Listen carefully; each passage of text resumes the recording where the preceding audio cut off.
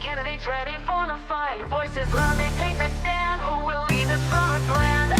The list is flying, hearts ignite. Truth and lies will take the mic. The clock is ticking, make your choice. Who you hear, the people's voice. It's in the ballot, it's in your hand.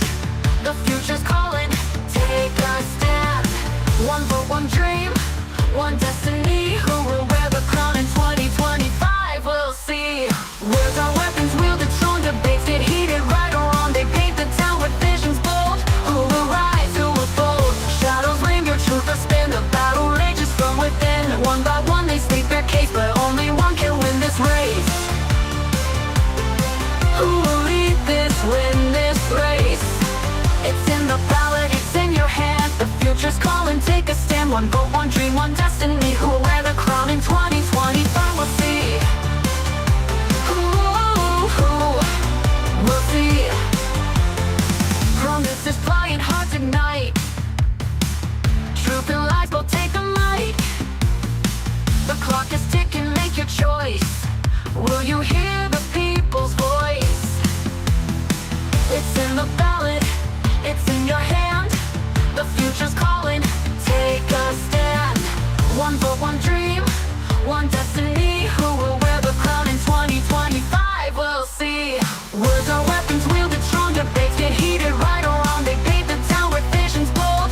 Who will rise, who will fold? Shadows linger, truth will spin. The battle rages from within. One by one they state their case, but only one can win this race. Who will lead this, win this race? It's in the ballot, it's in your hand. The future's calling, take a stand. One vote, one dream, one destiny. Who will wear the crown? And welcome back, ladies and gentlemen, to It's in the Ballot. I am your host, Tāmaki-nui-a-Rua Māori, and I'm joined today by Kishan Tawaka.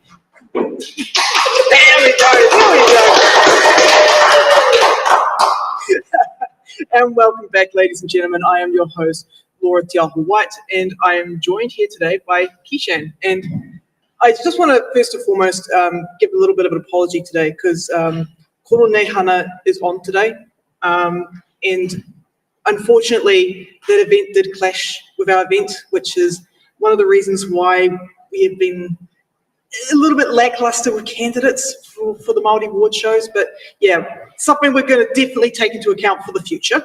We have had me and Sam have had a discussion about this, so that's good. Anyway, enough about me. Let's get to know our wonderful candidates. Well, tēnā tātou, and kia ora to all the whānau that have showed up in this really cold night. Ko ai tēnei ki te taha o tōku māma no Ngāti Porou, no Te Ati Haunui a Pāpārangi no Ngāti Hineaho, ki te taha o tōku pāpā no Tonga, no Croatia.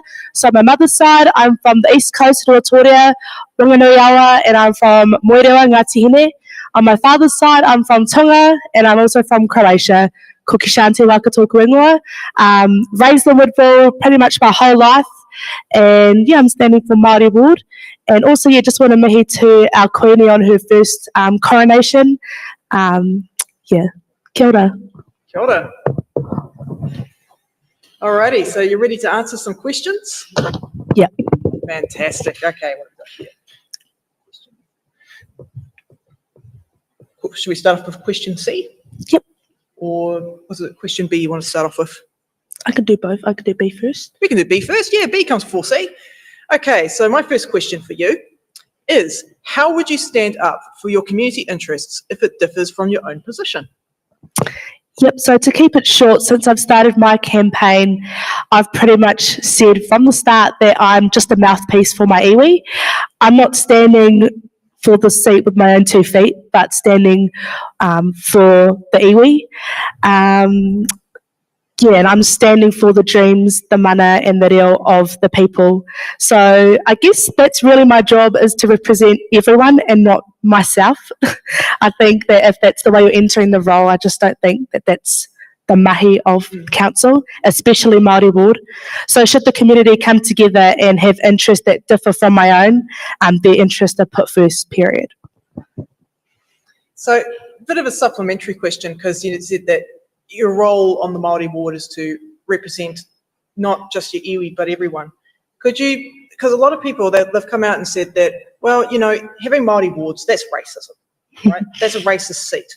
But give us some facts about the Māori ward. Could a Pākehā run for the role, or is it really that exclusive to Māori, or?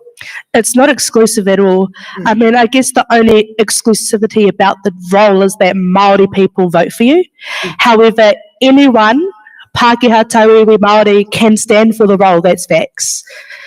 So when we talk about division, and I've heard this a lot, that the seat causes division, it actually really doesn't. Anyone can stand for the role, and you're just representing a minority group that hasn't been voiced in council, and there's nothing wrong with that. There's nothing racist about that. Kia ora. Okay, so question C. Okay, how will you stand for the community at the council table on issues where council is not in support of them? Yeah, when I decided to stand for council, I knew that one of my biggest challenges would be being a minority in council. There is one Māori ward position to cover the entire district. One member of council who is dedicated to serving the Māori community, being a voice for those who vote for me, Māori people. One person to bring Māori perspective to council. I chose to stand for this role for our community no matter what. I'm strong and I've never been known to back down from a challenge. In fact, I love a challenge. Hey. Well, that's a great answer.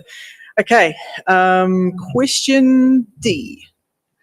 Oh, here's a good one. Okay, how will you ensure that mana whenua and Māori voices are heard and acted on within council decision making?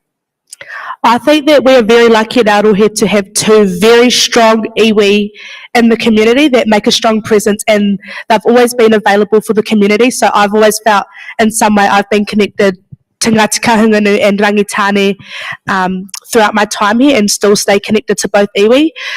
So I work for Rangitane, I've done mahi, and I know a lot of the whānau in Kahungunu. So the iwi are right there, the mana whenua are right there to contact when we need, you know, support, and to make sure that their voices are heard. And I think that I know that if I was to retain the seat, if I was to stand for Māori ward, I would make sure that regular hui are had with both iwi to ensure that, you know, I'm keeping up a good relationship with them, but also that they are up to date with what's going on in council. Yeah, so it's more like when people say, oh, you know, it's like Māori seats being like a race thing. It's more like a titiriti thing. Definitely. It's more like a treaty ward. Definitely. Absolutely. Fantastic. Question E. Oh, here's another good one. How will you strengthen relationships between council and local hapu and iwi to achieve shared outcomes? So I think that that's the beautiful role of Māori ward. Definitely an Aroha with 2 residing iwi. This see is the perfect way to bring the iwi together. And I think that that would be my job. As somebody who's not whakapapa from here, I'm sort of going to be the in-between. Listen to Rangitane Kahungunu, both iwi are just as important as each other here. So, yeah, for me, again, I want to reiterate, regular hui with both mana whenua to ensure that I'm always listening out for what they want from me as their mouthpiece. Fantastic. Okay. F. Oh, this is a very, very important one. What are your priorities for improving housing, health, and economic opportunities for Māori in this ward? Yeah, those are all huge priorities. I think first and foremost, genuine and successful consultation. Stepping into the community as a council member would mean I would need to be consistent in my engagements with the Māori community. With successful consultation, I will be able to understand what the iwi prioritise and where we need to take action. Also, different communities will have different needs. With these needs, I need to listen to Council Hui and be a strong advocate for the iwi.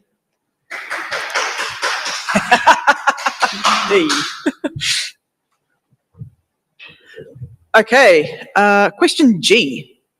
How will you advocate for culturally responsive council services for whānau and tamariki? Yeah. So when I first read this question, the first thing that came to mind was our health providers do rangitane ngā tikahunga nui. I think that our iwi providers in the district must always be prioritised because our whānau naturally gravitate to the Māori approach when it comes to health, education and protection of whakapapa. Iwi providers they work for our community, it's proven. Other than iwi providers, there are so many kaupapa Māori-driven projects around the community that support our whānau and tamariki. Wharetiti Māori Culture Group, Mana o Te Tangata and our marae. Our council members need to show face and actually be a part of these community initiatives. And that is exactly what I'll do.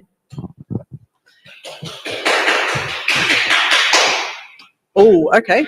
How accessible is the current Tararua District Council, and what steps would you take to improve its accessibility if needed? And I think a good way to kind of answer this question too would be to focus on it from a Māori perspective, because a lot of Māori people don't tend to come out and vote.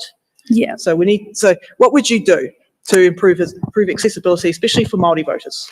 I think a lot of the time it comes to the kanohi ki te kanohi in-person interactions with the community from council. I mean, personally, that's something that I feel is lacked across the community. If we know our council and we know, the faces and what's going on, then we engage. But yeah, when it comes to the in-person participation and interaction from the current council members, I don't think it's good enough. I'm all about genuine kanohi ki te kanohi interaction, and I think it's the best way to make ourselves accessible and for council to make themselves accessible is just being out in the community and listening. That is something I already do and will continue to do if I was voted in. Alrighty. Did you want to answer question I or? Yeah, that's a pretty good question. How can the council contribute to civil defence and emergency management in our area? I guess this reminds me of Cyclone Gabriel, the way how the marae kind of opened their doors for everyone to take shelter. What's your opinion on utilising resources like marae to be a part of like civil defence and emergency management? Yeah, so when I was a member of the Te Ahua Tūranga Marae Committee, when Cyclone Gabriel and all that sort of thing happened, council were actually very good with the engagements with the marae, and they actually came in and explained their plan and everything to us, which was extremely informative, and I think council did that very well, informing the marae. I know they went to Pahiatua and Woodville and Makirikiri, and I'm sure they covered a few more, but I actually think they did very well, and from the marae we were able to talk to our own whānau about what the plan is, and I think that's the best approach, Yeah. Kanohi ki te kanohi. Yep. Okay. We kind of touched on this a little bit earlier, but let's go more in depth into it. What role do you see Māori wards playing in lifting overall equity and inclusion in our local government? I think that Māori wards is honestly just a gateway to a better Aotearoa. I think that it's the start to accepting diversity in council, because diversity has not been accepted by council, which is why Nai had to create the seat for councils. There was an issue, and the issue is that we're not welcome. Diverse groups aren't welcome. We've seen the same sort of faces, same sort of background, and same sort of people in council, and it's not working. Otherwise, we wouldn't need to have the seat. So I think that this is just the start. And this seat is a representation of all the minority groups, not just Māori, but, I believe that this seat represents all of our whānau who aren't being heard. We're just the start. Though I don't really want to see this as a long-term seat. I hope that one day we don't need the seat, and that, we can have diversity without forcing it in a way. Yeah, it's kind of interesting how the Crown is kind of, well, the government, central government's trying to create this division. It's kind of like what happened in the past too, with the fact that at one point Māori were like paying the double amount of rates, and a lot of Māori lost their land and lost the means to produce good economic outcomes for their whānau, for their hapu and their iwi. So it is kind of distressing to see that central government once again is trying to cause division in communities. What are your thoughts about that? Yeah, I think that's totally right. Like, we shouldn't really have a referendum, in my opinion. It's only been one term that the Tararua District Council has actually had the seat. And, you know, our current Māori board said it today, like, people told her it would take her the whole term to figure out the job because there wasn't much guidance in it. We'd never seen it before. And now we have a referendum and everyone's allowed to vote on it. Like, I just don't think it's right. I don't think we've been given a good chance. And why aren't the other roles being questioned? Yeah, I mean, it makes me think about rural wards. Definitely. Why can't we have a referendum on rural wards? Yeah. That's You're so right. I mean, we go back to the fact that at one point our ancestors had to pay double the rates on stuff, and a lot of that land did get passed on to, you know, Pākehā farmers who came back from World War One. You know, it's like, you know, this is the, I think personally this is like the least They can make it make sense. Yeah. Okay, so we'll go to question N. There we go. All right, so what is your position on maintaining or expanding Māori wards beyond the current term? Yeah, I definitely, my hope is that by the time I have children, we work the seat out, we don't need the seat, because Aotearoa has changed and we don't need a specific seat to ensure Māori voice or diverse voice. However, until then, I think it'll take a lot of mahi for Aotearoa to get to that point. And for the time being, we need the seat, no questions asked, we need the seat. Aotearoa has proven time and time again why we need the seat, but yeah, hope one day, soon, we don't need it.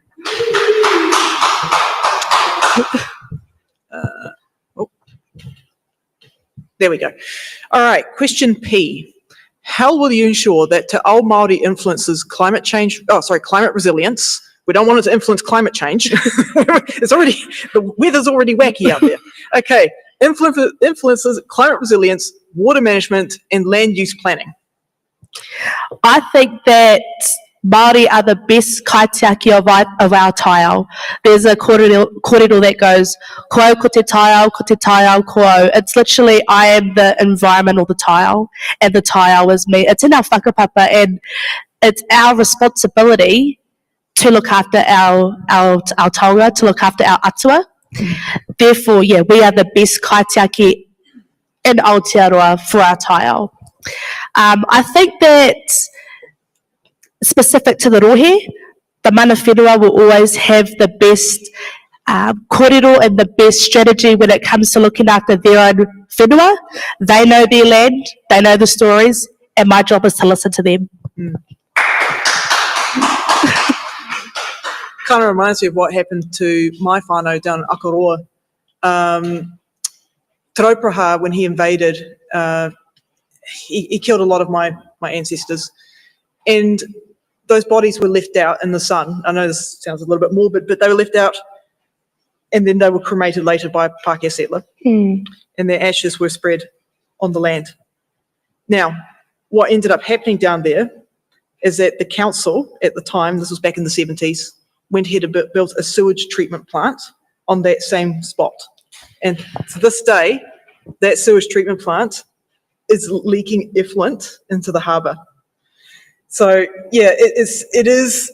This is personally why I think Māori wards are also really important, because it's like, hey, if we could have we could have avoided that outcome. But yeah, it's actually easier as well for council to just listen to, because then things like that happen. They know the stories. Just listen. Yeah, I imagine it would probably save them a bunch of money in the future as well. 100%. What question are we doing? Question Q. Yep.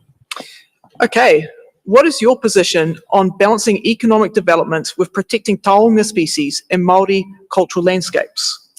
I think that too often in this country, economic development is prioritised over Taonga Māori. This is concerning because no pūtea, no money is ever worth destroying Taonga. No flash moor or walkway is worth destroying our cultural landscapes. I think that when it comes to local government and balancing both iwi, and balancing the both, iwi partnership is so important. Iwi should have the final say. Alrighty. Let's see what questions we got there.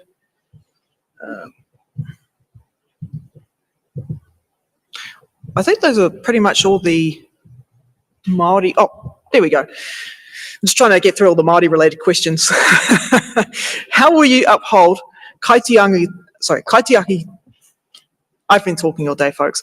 Kaitiakitanga guardianship in council decision making on environmental issues.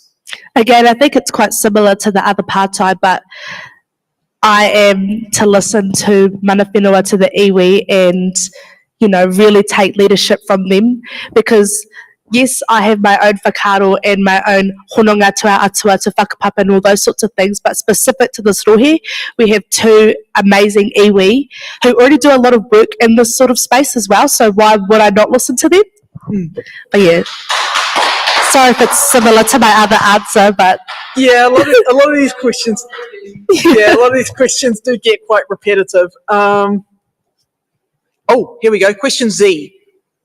How will you engage rangatahi Māori in council decision making and leadership opportunities? Yeah, this is probably one of my biggest. I've written a lot of things down so that I stay on track because I go off. But this one specifically, I need to stay on track because I could go on all day about this one. I think since starting my campaign, the engagement of rangatahi Māori in the community has gone up heaps. Now when I walk downtown, instead of being asked, what am I up to this weekend? I'm asked about my campaign, one way or another. And this is huge. Our kids are watching me, which means I'm watching politics. One of my biggest goals when I started all of this was to engage rangatahi in politics. If I was voted in, I would be their representative. My job would be to help them understand what goes on, but in their language. None of these big fancy words, but the language that they understand. I hope that me making a stand inspires our rangatahi to do the same, because council is for everybody, not just for people who wear suits or use big words. This is for everybody. I would be a familiar face at all the local events where rangatahi already are. Marae, sports, mahi kapahaka. Instead of asking youth to come to council, which I've heard a lot since starting my campaign, we need to go to them. I would also love to start a youth council, something Alison and Ethan, who are other candidates for this year's council, are already talking about. Yes, and Ethan was here earlier, and I thought he did a fantastic job. And it's really encouraging to see rangatahi picking up the baton, picking up the whittle, picking up the challenge. Yes. Oh, here we go. What is the biggest challenge facing Tararua District Council?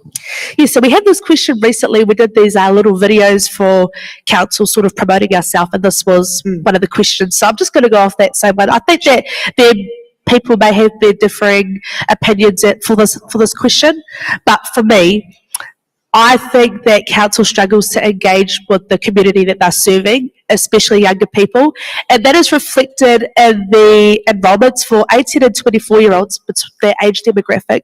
Only 57% are enrolled, and if that's not a red flag that our future are not voting, I don't know what is, and I think it all comes down to engagement. Alrighty, so would you like to keep answering these questions, or are you ready to go on to hard-hitting questions? Give me a hard-hitting question. All right. Graphics time. Oh.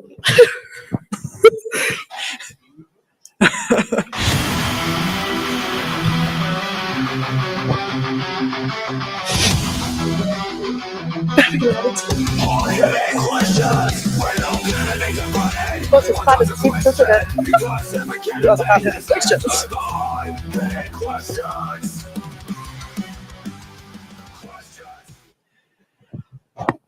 Alrighty, so for the hard-hitting questions, don't worry, I will not be screaming at you. Okay. Okay. Hard-hitting question number 1. Looking ahead, what is the single biggest opportunity you see for the Greater Wellington Regional Council?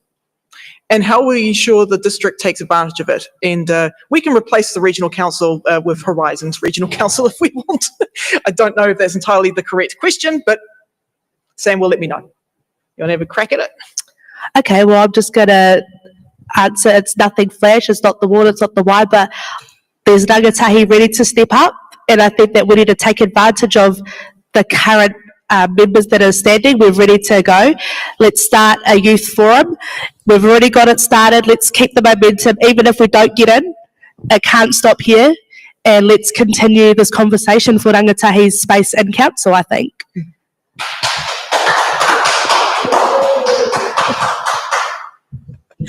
Alrighty. Hard-hitting question number 2. I thought this should have been a part of the box questions. But what are your top 3 priorities? Māori, engagement, and rangatahi. Very simple.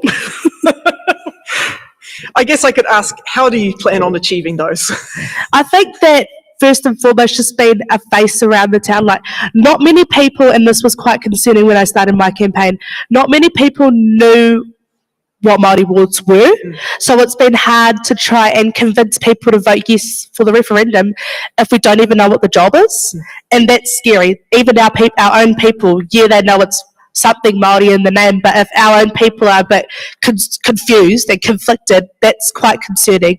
So I think for me, a priority would be to be active, to be out there, and to be always engaging with our people. So when people see me, Māori ward, they know what I am, they know what I do, and people are then want to stand for the job, hopefully. Okay. Hard-hitting question number 3. What is your position on retaining Wellington City Council's Te Whanganui-a-Rua Māori ward and Greater Wellington Regional Council's Te Upoko Iti Ika a Maui Māori constituency, and why do you hold those views? I am all for retaining both seats. I was thinking that as I was reading it, Sam. Yeah, Tararua. Tararua. Change it to Tararua. There we go. We'll change it to Tararua. Tāmaki-nui-a-Rua. There we go.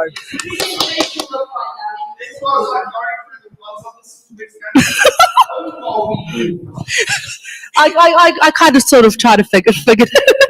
So, don't worry, I was reading this, I was like, hold on a minute. You're confident still, that's good.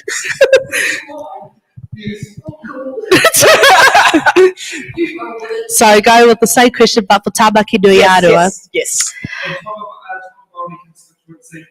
Yeah. Yes. I was excited to see that because I've been talking to a couple of the candidates for that role, and we have sort of created our own little forum of rangatahi running for Māori ward and Māori seats across Aotearoa, and I've started to learn a lot about that specific seat, which is cool. Anyways, I'm all for retaining both seats. In my ideal world, and I've already said this, tangata whenua wouldn't need a designated seat to be heard. But the reality is that right now, without these seats, our voice is not present in forums such as council. But we're getting there, and it's so exciting to see how many Māori are standing just in the Tararua district. It's so cool, and it makes this journey a lot easier. But minority groups like Māori have not always been welcome into council. Colonisation has a lot to do with that, but I won't go there yet. I applaud the likes of Irina Peti-Weber, who, when she was successful in retaining her seat in council as a Northern councillor, she was the first wahine Māori in 30 years in our district. This is not diversity, and this is not right, but these seats bring diversity. Now, here's my hard-hitting question.